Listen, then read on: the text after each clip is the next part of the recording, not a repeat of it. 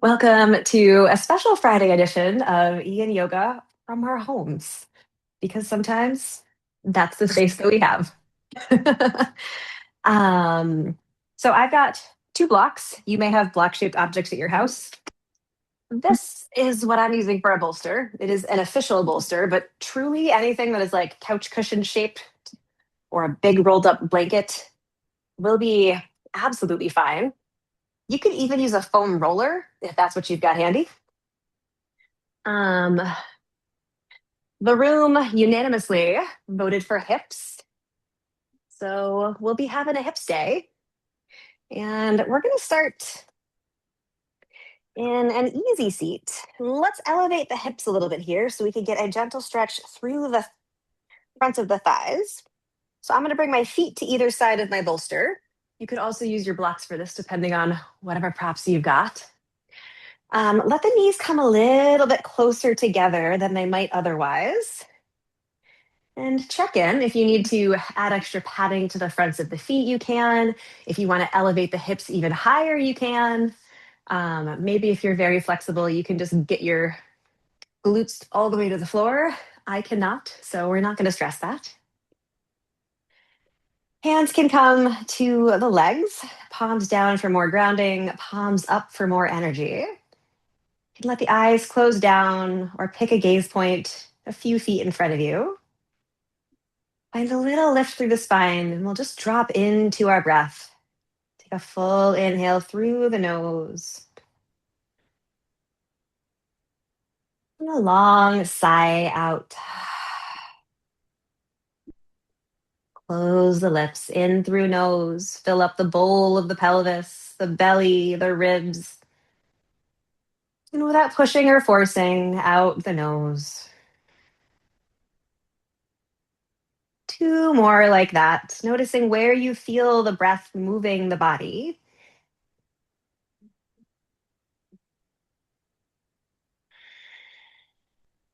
Perhaps noticing how much space the breath can take up inside of us.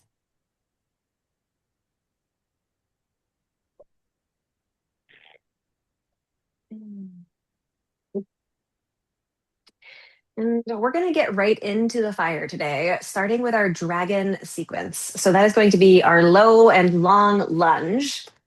If you're one of my yin regulars, this is probably the most challenging thing that we'll do. And if you're new to the practice, we'll talk you through it.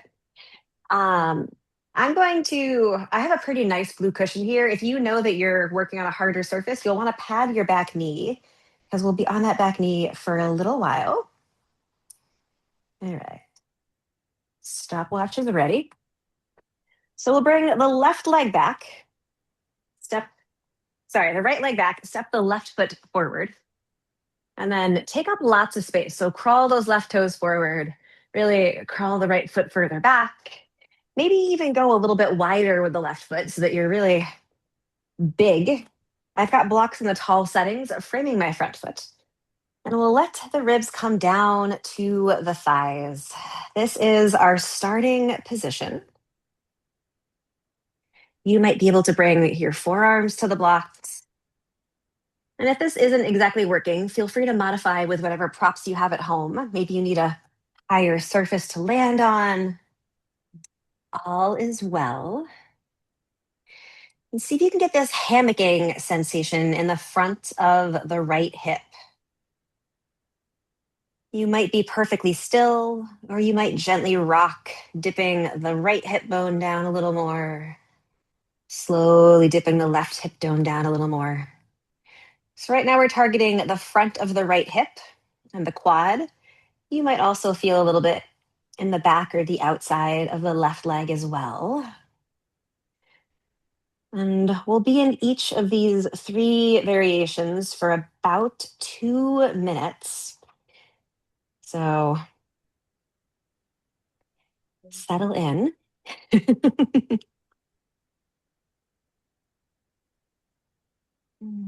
Try and release anything that you're holding that you don't need here. I just noticed I was clenching my fists, and that is not serving me.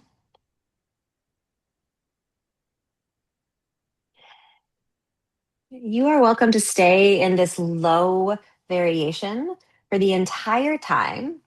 If you'd like to build a slightly different variation, you're welcome to walk your hands up to the blocks, maybe walk the blocks a little bit closer, and find a more upright position of the chest, shining the heart towards the front of the room.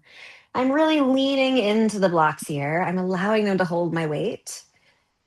And I'm really letting the focus be the front of the right hip. And I probably should have opened with the general speech because there are a couple friends here who are new to Yin. We are targeting a 2 or 3 out of 10 intensity. So if it feels really spicy, if you're making a struggle face, back off a little bit. Find a way to make it less stressful for your body so that your body doesn't brace. If the body is bracing, it will not allow the tissues to open, which is a good thing. That's how we don't get injured. But we're trying to get some release here. Hmm.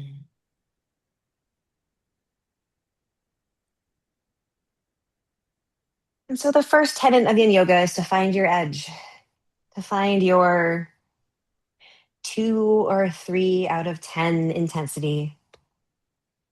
And the second tenet is to stay, to settle in, to be still. You are welcome to stay in this variation, or if it feels like a good idea for your body, walk the hands up to the front knee, coming into your high dragon. The right hip is still pressing forward and getting this big opening through the right side of the front body. Breathe deep. So we find our edge, and then we find stillness. Stillness does not mean that you can't back off if it becomes too much, or that you can't adjust to be more comfortable, or that you can't go deeper if the body invites you.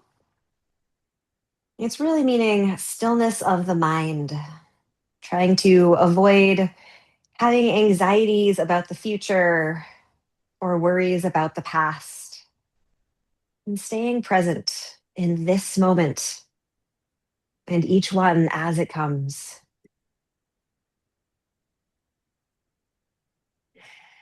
You've got about 3 more breaths. You're doing great.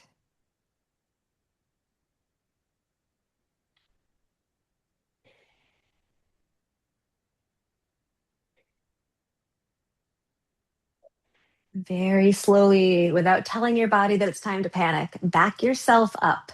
I like to bring hands to blocks and then walk the blocks closer and kind of hinge myself back and then bring the right leg back. You may have a different strategy. From here, you might take a seat on the heels. Maybe you come down to a child's pose, stretching the arms forward. Maybe your body is craving something else. It could be a tabletop, it could be some cat cows. It could even be a downward facing dog, sending the hips high. After each pose, or every couple sequences of poses, we will have a rebound. And that rebound is a chance for the tissues to get rehydrated, the ones that were being compressed. And all of this freshly oxygenated blood and lymph and hyaluronic acid is able to rush back in to nourish. And so it's nice to just let that happen before moving in to the next thing. Mm. Some people like to rebound in stillness. Some people like to rebound with movement. And it is normal to feel a little stiff. That right side might be still talking to you. Whew. You can start mentally preparing to set up the second side. Sometimes it takes me a moment to psych myself up. When you are ready, that right leg that is still probably having feelings will step forward.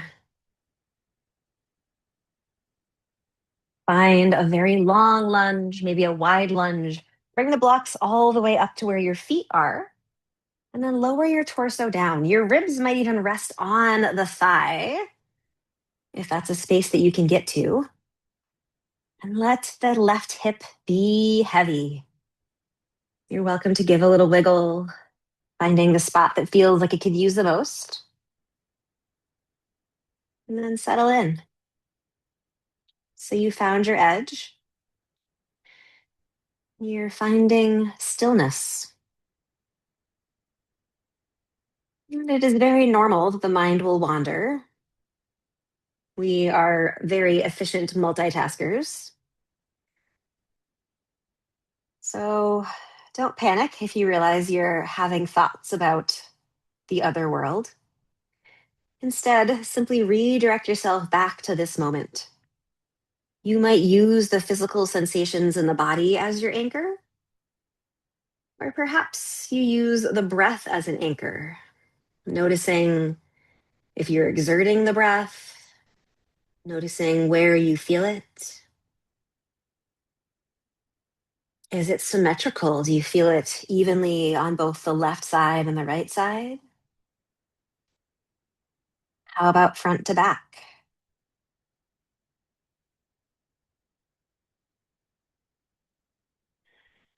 You might start to find a quiet space where you start to notice that you melt a little bit deeper into the pose with every exhale.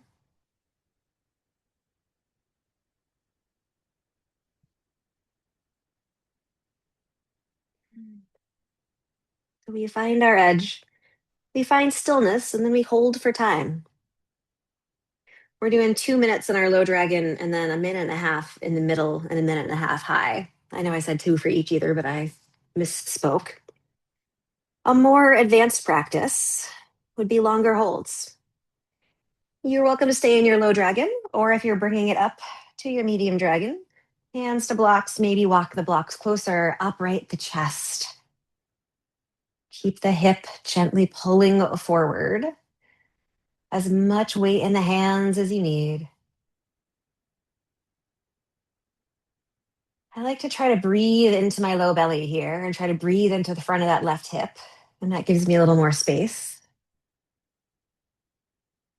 Contrary to popular belief, a more advanced yin practice is not being more flexible or being able to contort yourself into a pretzel. It's being able to stay present through a much longer duration. So, an advanced class would be a 7 minute hold, 9 minute hold, a longer hold. When working with the soft tissues of the body, you can never go too deep, but you absolutely can go too fast. And so we want to keep this 2 or 3 out of 10 intensity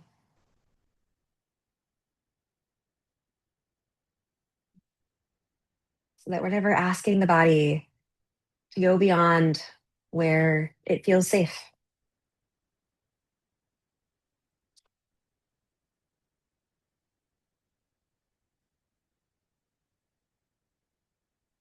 You're welcome to stay low, or you might walk the hands up the front leg, finding your high dragon. Keep the hips pressing forward, specifically the bottom of the hip. I'm almost tucking my tailbone under, but I'm not like clenching my glutes to make that happen. I'm just energetically imagining it, if that makes any sense. I often say this is the hardest pose that we do because there is so much anxiety or the sensations of anxiety, the symptoms of anxiety that arise when we're working with the hips, specifically the hip flexors. And I always want to panic bail. So know that if you're experiencing that, it's normal and class will get easier. Take one more full breath in and then come out of the shape however your body wants to. You've got another minute between sides. You might just take a seat. You might find a forward fold. You might take a lay down, whatever your body is asking for. Notice how the body is feeling. And if you're new to this practice, it might be strange for you to not be told what to do.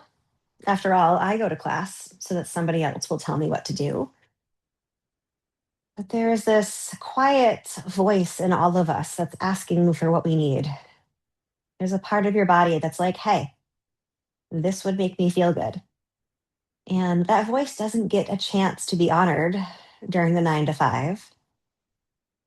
We're commuting in a car. You can't just take a bathroom break. I mean, you can, but you have to get the car to a safe place first. You're in a meeting. You can't just take a lunch break.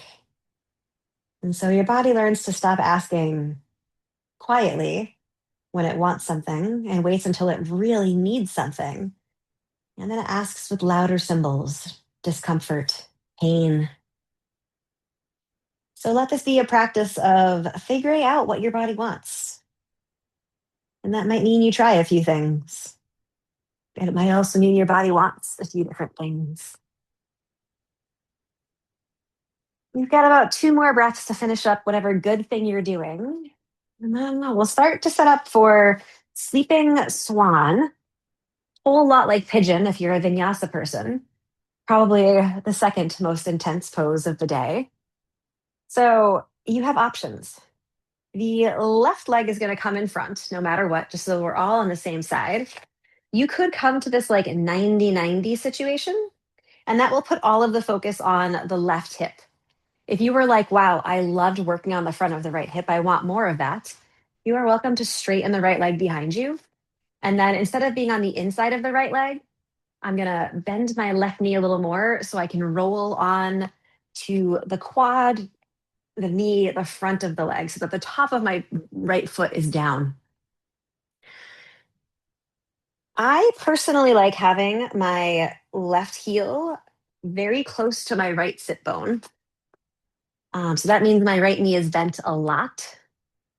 But if you're in the 90-90, maybe having more of a 90-degree angle works for you. We'll start upright wherever you are.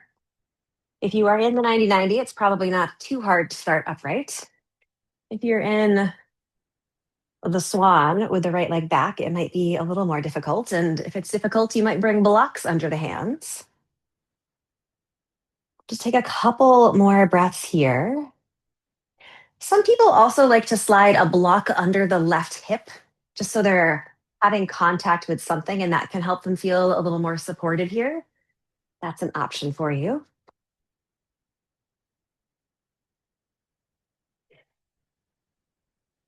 Take 2 more breaths in your tall variation. And then we'll fold ourselves down. So you might bring the forearms to blocks. You might bring forearms to the floor. You might even drag your pillow over and let it support your head. One of the greatest parts of the home practice is that we know our pillows are clean. And we'll be here for a little bit. So we're targeting the outside of the left hip and the front of the right hip. If you are feeling pulling in the left knee, I want you to back off and bend that knee a lot more. We just don't want to be torquing the knee. The knee should not be having sensations here. If you're not able to adjust this in a way that works for you in this variation of gravity, you could always come to your back and take a figure 4, crossing the left ankle over the right thigh. And you'll get similar benefits.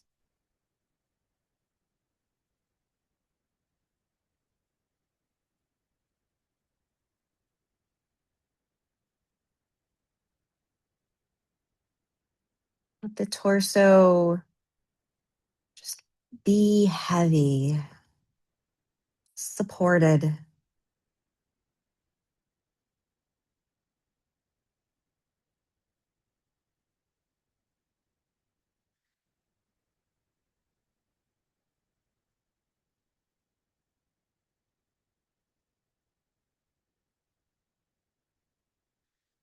I once had a yin teacher that liked to describe the breath coming and leaving the body like a sponge absorbing water. When you dip just the corner of the sponge in water, that part hydrates and expands. But after a few seconds, the parts that are not underwater start to receive the hydration. It starts to spread upwards. So you might imagine the air filling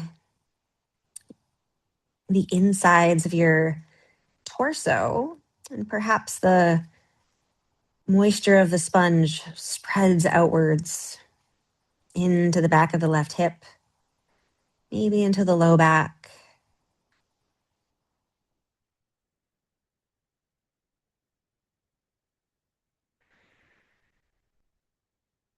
You've got 3 more breaths on this side.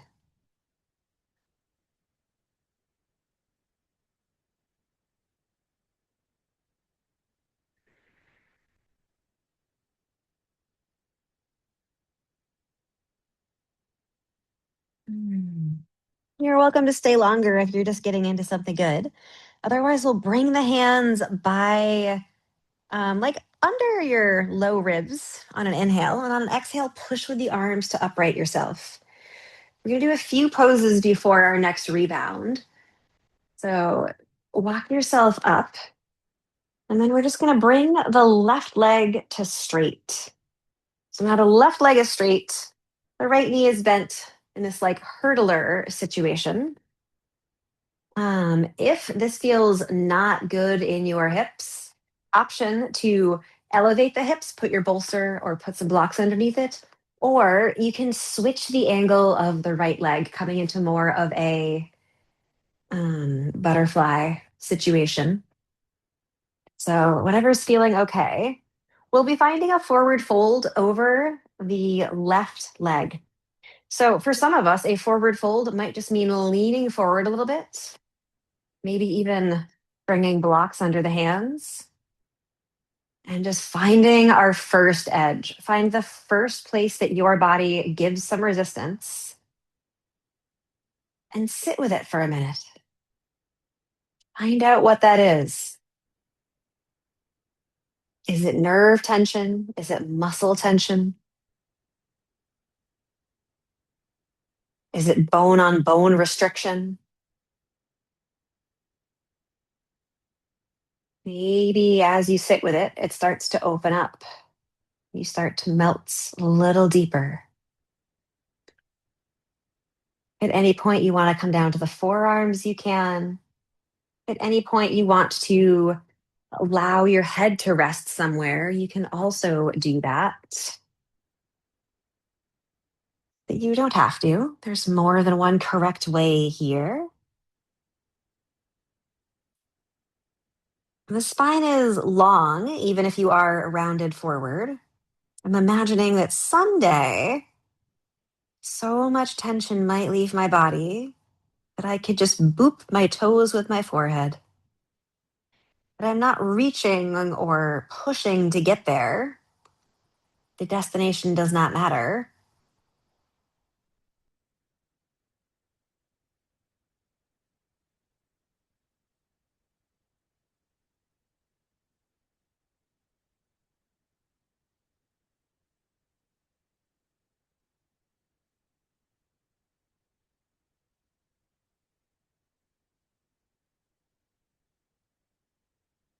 Breathe, soften what you don't need.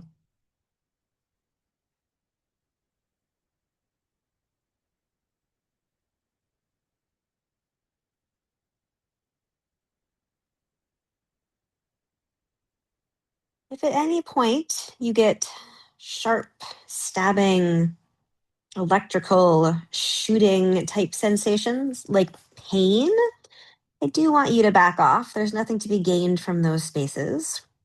And that also includes numbness and tingling. Numbness and tingling usually means that we have a nerve that got trapped somewhere, and there's no benefit to going numb. In fact, we're actually trying to feel the body. So if that happens, just back off, give a little shake or a little wiggle. You come back in as you're ready.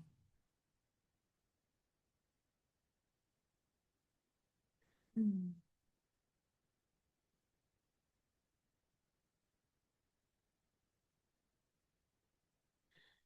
Every now and then, remind yourself to reach the crown of your head a little further forward.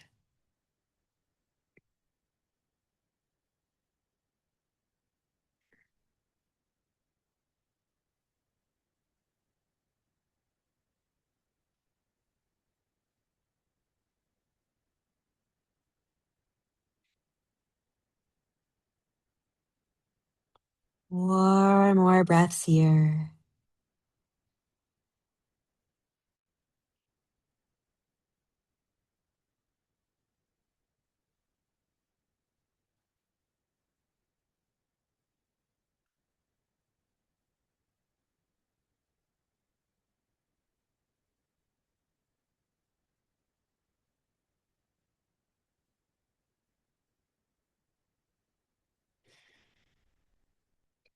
Now, when you can always stay longer. Otherwise, inhale to slide the hands back by the hips, planting them on the earth or on blocks. As you exhale, push with the arms so that you're not using any of the muscles that we're receiving lengthening to come up. You've got your rebound. Anything you'd like. My body is asking me to plant the hands behind me and to kind of bring the legs into symmetry. You take these big, easy windshield wipers. You also don't have to do these upright. You could take a little lay down. And you don't even have to windshield wiper. Maybe your body wants straight legs. Maybe you roll out through the ankle, movement or stillness.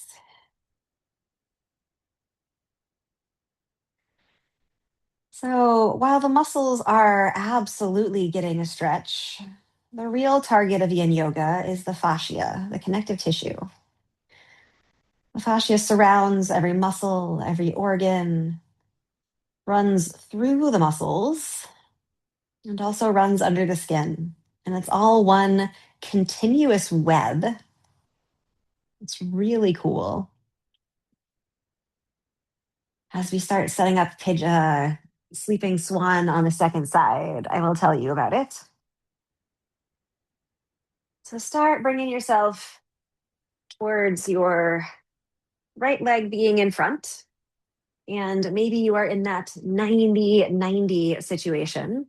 They call it that because there's a 90-degree angle in the knees and in the hips. Or maybe you bring the right heel a little closer, deepening the bend in the right knee, and slide the left leg behind you, rolling on to the top of the thigh.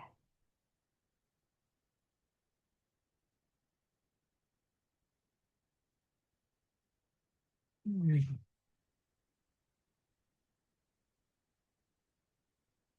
We've got a few breaths on the upright variation, whatever upright is to you, whatever props you need to get there. And so our fascia in the rebound. When we have an injury, the overlapping layers of tissue get dehydrated. The hyaluronic acid that usually flows between them can no longer do so because there's a tear, there's an injury. And even after those tissues heal, they sometimes remain stuck together. They call that an adhesion. Oftentimes, in these longer holds, the adhesions break apart. And as we come out, the hyaluronic acid is able to rehydrate the tissue and start flowing. And that's a really cool thing because once the tissues are hydrated, the little electrons or whatever sends the electrical signal to the brain is able to get to that part of tissue. Your brain brings it back online. Take yourself into your forward fold version of this shape. Forearms to blocks, forearms to the floor, maybe resting the head on something. Continuing to breathe.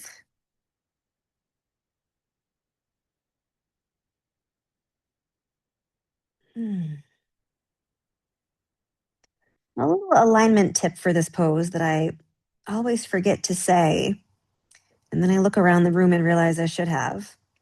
It can be helpful to have the front knee a little bit wider than the hips. So if things aren't feeling great, you might check in with yourself and see if that right knee is a little further over to the right than the rest of you. So my torso is kind of draped over the middle of my shin and the heel. My toes are off to the left and my knee is off to the right. Your alignment might be slightly different. That's okay.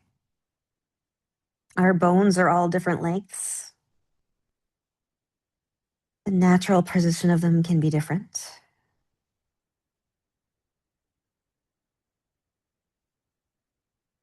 Send your next inhale all the way into the bowl of the pelvis. Find some softness in the muscles of the pelvic floor.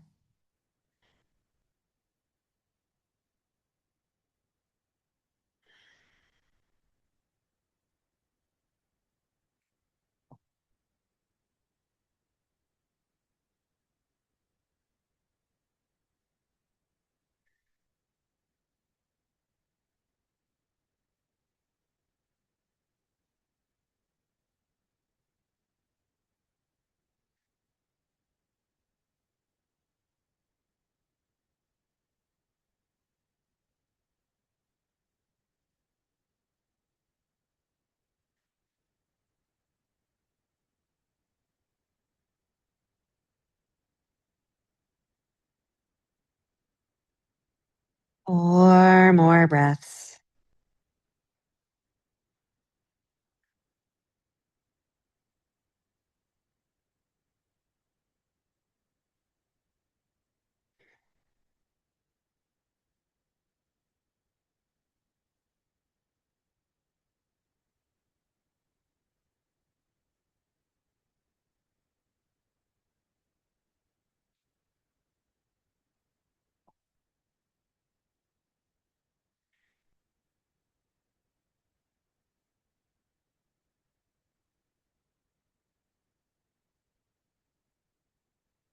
Staying longer if you'd like, or walk the hands back on an inhale.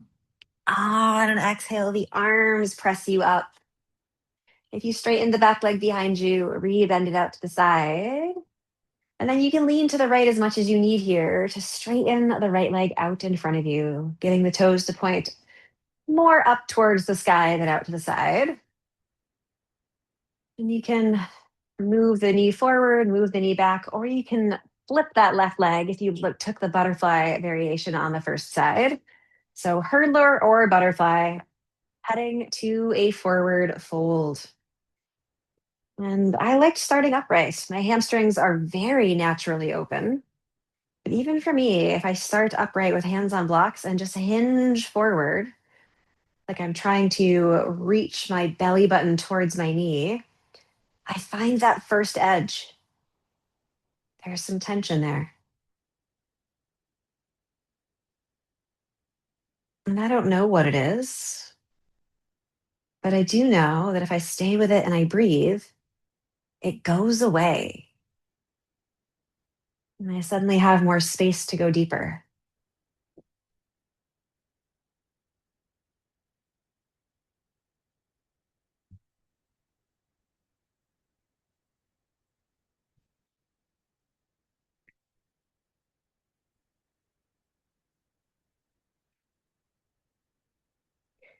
Another thing I didn't think to offer on the first side, but if at any point you're able to grab the foot, you might pull the outer edge towards you, or you might pull the ball mound of both sides towards you. But nothing magical happens when you touch the foot. So if it's far away, don't worry about it. Keep the focus on where you're feeling the sensations, how intense they are, how they shift as you breathe.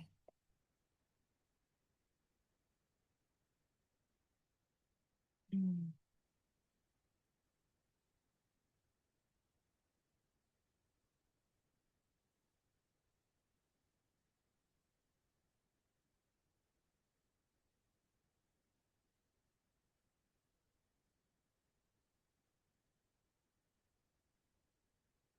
Continuing to reach the crown of the head towards the big toe.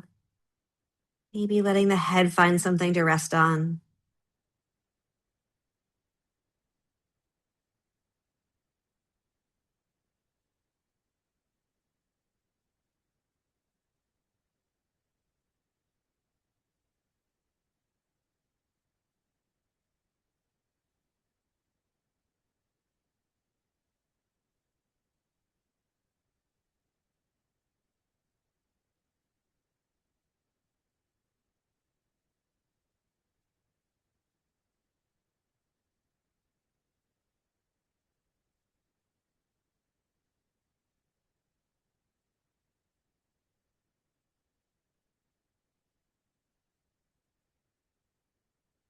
Four more slow breaths.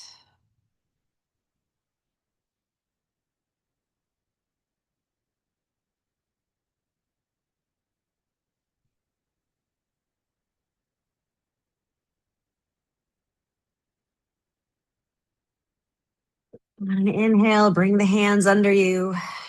Exhale, use those strong arms to unfurl. Anything you'd like to rebound, knowing that we will be heading to our backs next. So if while you're rebounding, you wanted to sip some water or grab a blanket to have nearby, all good ideas. My body is still craving these side to sides. Feels great. I'm going to move all of my props to one side of my space so that when I lay down, I'm able to reach all of the things.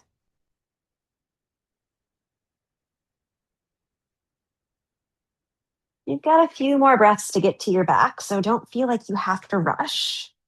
When you do get there, you might take a moment, do some of those windshield wipers, or maybe you just curl the knees into the chest and rock side to side.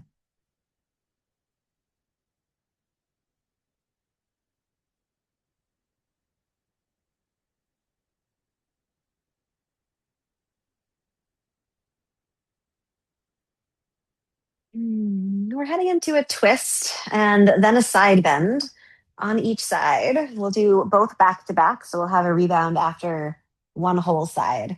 So with the knees curled into the chest, let the knees fall over to the left while keeping the right shoulder down.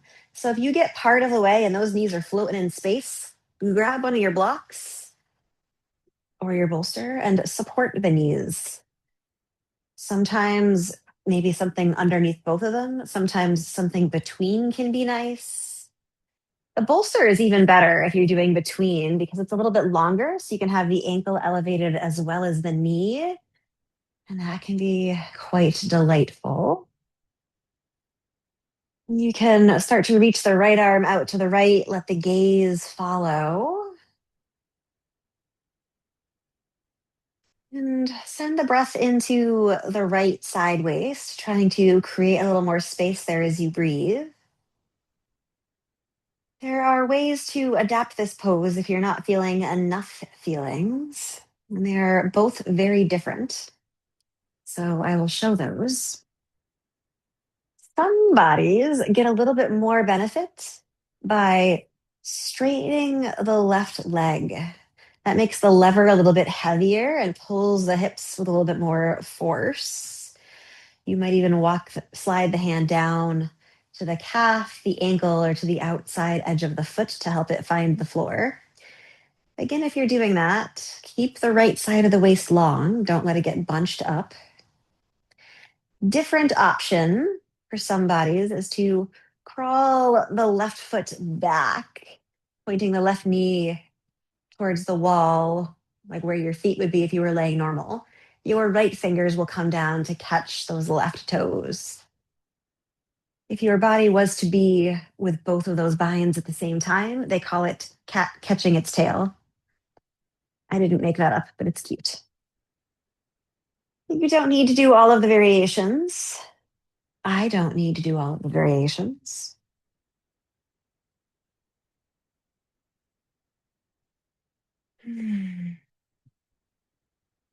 You've got four more breaths.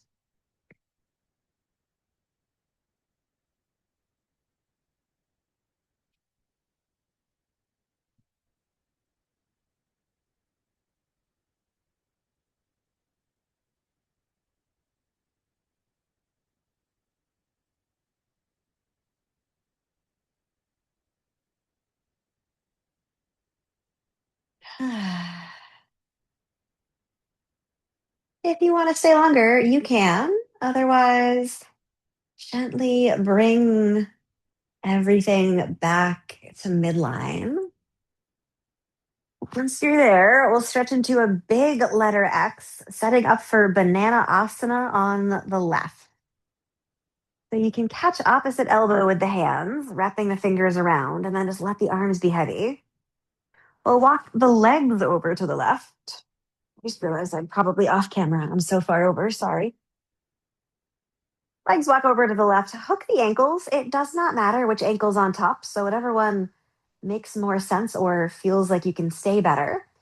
We need to wiggle the upper body a little bit to the left. So, I'm going to lift the head and arms, wiggle to the left, pull them back down. And then I'm going to gently press into the back of the head to get my shoulder blades up and over. And maybe you do one more of those, maybe you don't. Eventually, do less. Maybe even try to do nothing. Can you reach a spot where the bind and gravity are holding you in the shape and not your muscles? For me, that's where the work really is.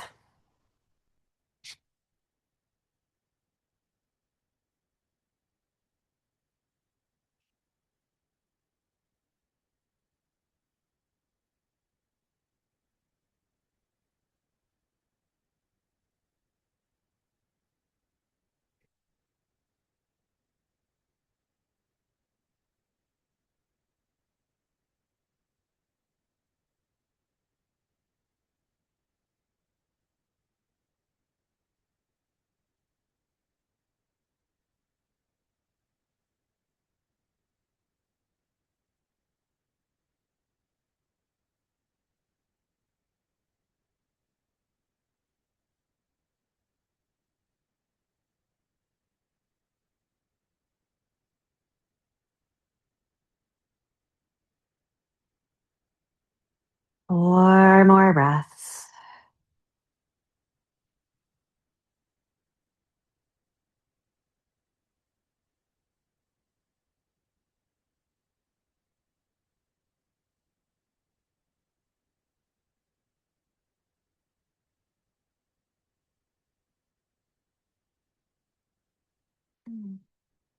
When you're ready to come out, unhook the bind, spread the arms and the legs wide. Wiggle yourself back to a neutral stance. You could take a moment to just lay on your back in stillness, feeling the probably dramatic difference between your sides. Or if you'd like to wiggle around, you can. You might curl the knees into the chest. You might come through a happy baby. You might extend the legs up to the sky and just pedal like you're riding a bicycle on the ceiling.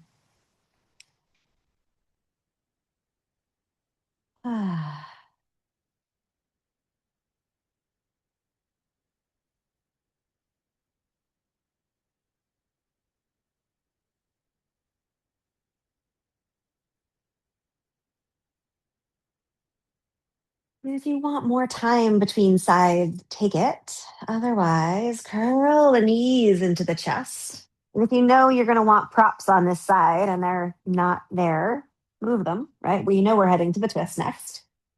The knees will fall to the right, perhaps supporting under the right leg, perhaps bringing something between the knees and between the ankles to add a little support there. Keeping the left shoulder on the ground, reach the left fingers a little further away. Maybe start to turn your gaze to the left.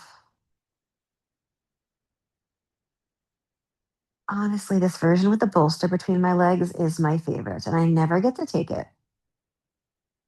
Most of the time, I don't have a bolster. But I'm reminded in this moment that it's really nice. It's funny how we often, probably we all do this, we get so used to doing it the hard way that we assume that that's just how we like it. We forget that an easier way is even possible.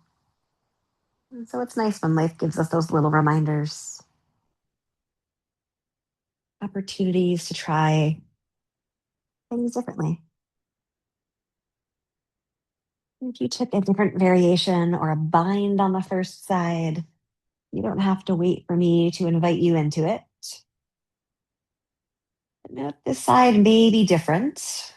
Sometimes our bodies want different things.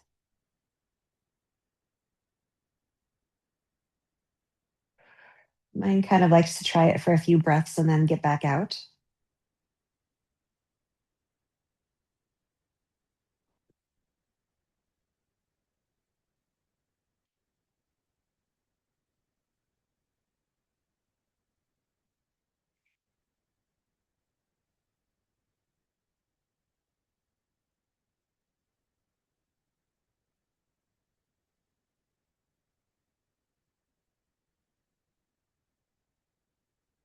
Mm.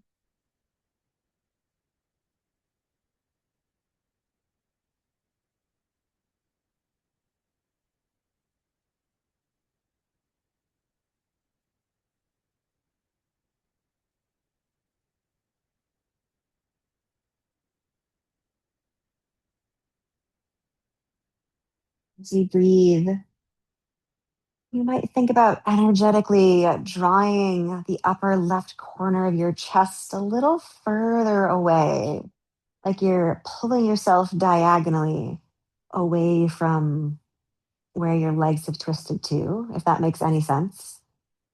You might imagine that I have one hand on that top thigh and one hand on the left shoulder, and I'm gently pushing down and spreading those 2 points further away from each other.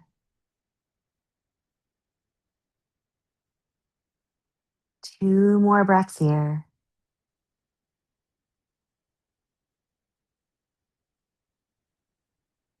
Slowly come back to your back. Slide the props out of the way. Spread into your big letter X, banana asana, round 2. It's time the legs crawl over to the right. We hook the elbows with the fingers, and the upper body crawls to the right as well. And let that be enough. I personally really struggle with my ego in this pose. I always try to go too far. I don't know why. I know that I do it every time, and I still do it. There's a part of me that feels like I need to achieve and I need to do a certain amount in order to get the benefits or to be worthy. Part of my practice is letting go of that voice because we have evidence that it's not correct all of the time. Certainly, there were times in my life when that was the expected behavior and perhaps necessary. But in a yin yoga practice, it's counterproductive. And I have a strong suspicion that there are other areas in our lives where that inner voice telling you to always do more is actually ineffective.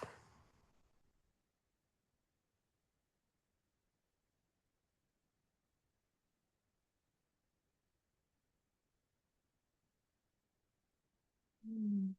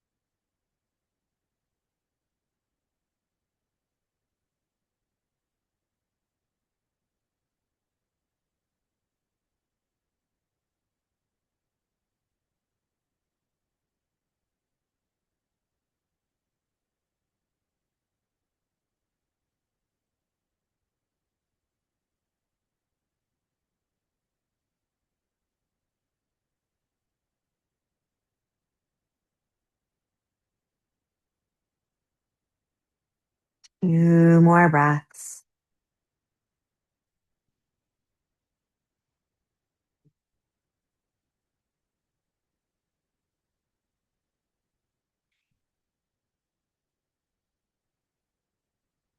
As you're ready, release the arms, untangle the legs. Draw things inwards so that you can find symmetry. Some people are ready to just lay flat and find final rest here. I am not one of those people. I need a little more wiggling. And I need a little more opening for the fronts of my hips.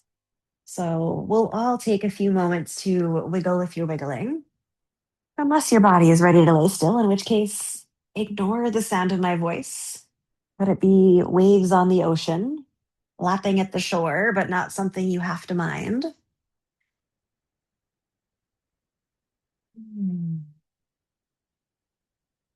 going to suggest a few breaths and a happy baby if you are wiggling, sliding the hands up, catching the outside edges of the feet or the ankles, and just pulling the knees a little bit wide. Puffing up the belly as you breathe, letting the belly come between the thighs.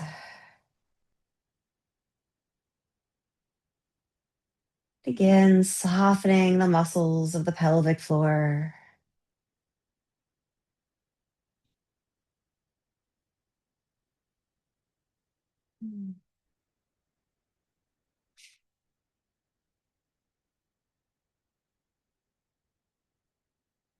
Releasing whatever you've got. Use the hands to close the knees.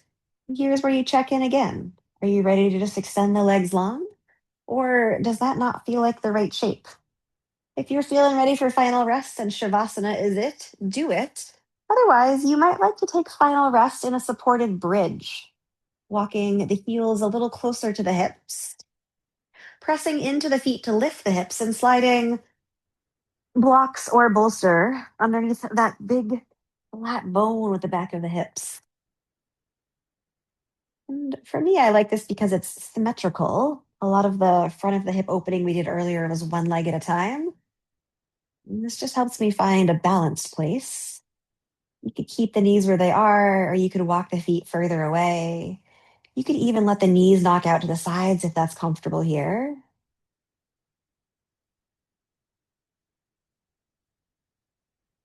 You might bring the hands to the belly or to the belly and the chest and start to feel how the breath moves through you.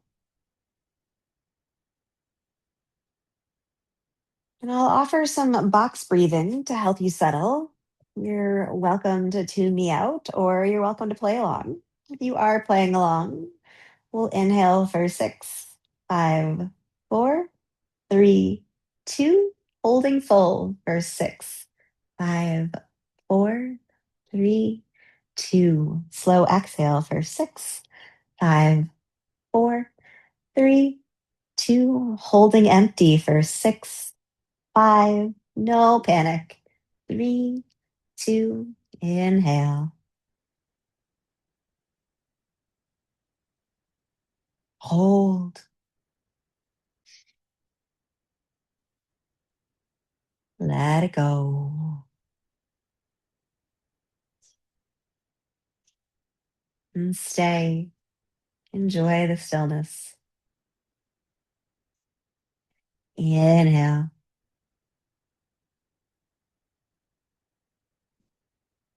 Hold.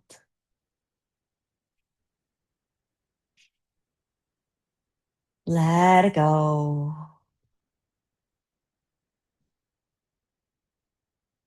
Stay.